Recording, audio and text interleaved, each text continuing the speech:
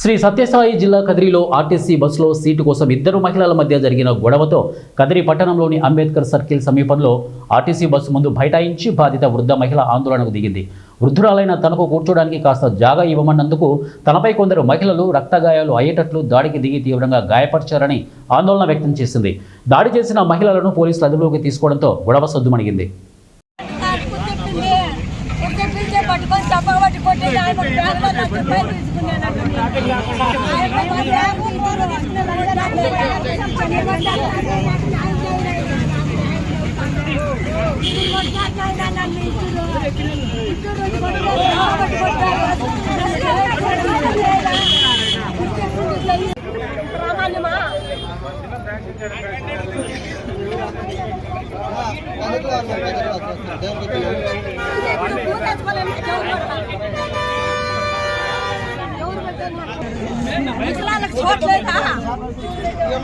ముసలాళ్ళకు కొంచెం దారితో కూర్చోలేమా?